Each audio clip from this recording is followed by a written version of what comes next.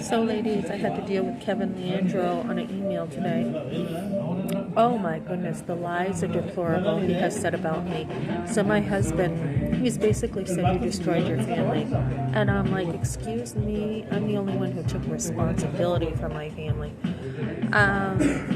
So, we had a trailer where the roof was caving in. His parents did nothing. His parents co-signed for the trailer, they did nothing. When we got behind, when my husband had cancer, they did nothing. They didn't check on the bills, they did nothing. And when I told them that we were behind, they did nothing. This was only at like $110. So here I am with 3 kids, basically barefoot and pregnant, and they put their nose in their business and our business, saying that they're going to take care of, help us with a trailer just to be kind. They took no responsibility.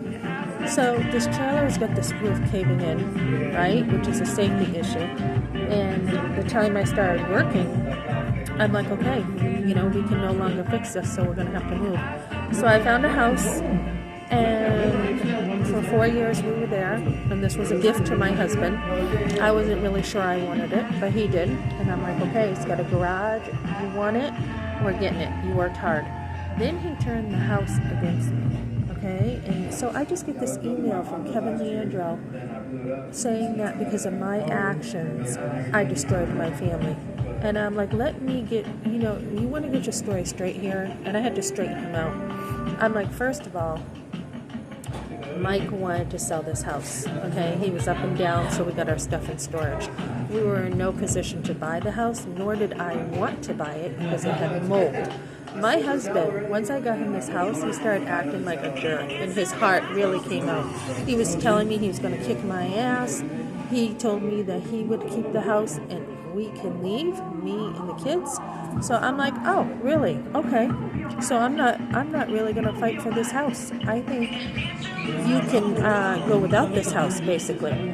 So through a lot of things, I had the COVID declaration to take care of this home. And Mike didn't want to accept the COVID declaration, so I went to court for the first time in my life. And I said, okay, so you have a COVID declaration. And he's like, I don't have to take it.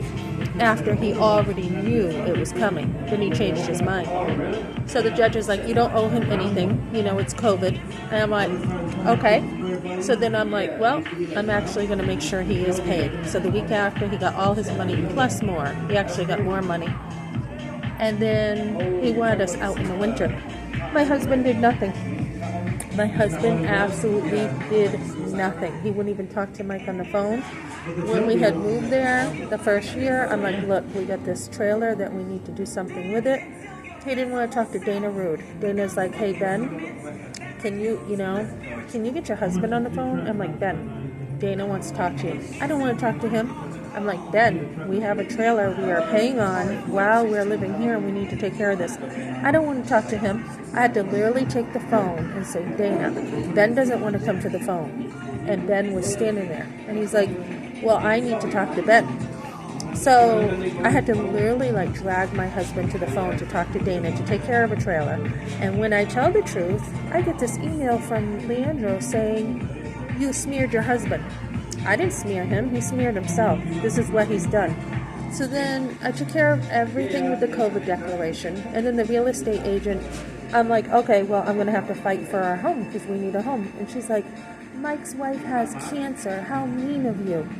And I'm like, he's been saying this for the last 4 years, that his wife has cancer, and he uses it as an excuse every time he wants something. So I'm like, you know what, fine. Take your house, take your money, don't bug me. And me and my family lived in a hotel, right? So then my husband doesn't know what he wants to do. I had a house in Laconia, he didn't want it. I had a house on East Side Drive, he didn't want it. And I'm like, look, by law, our minor is not going to be homeless. COVID declaration is running out, and he's not going to be homeless.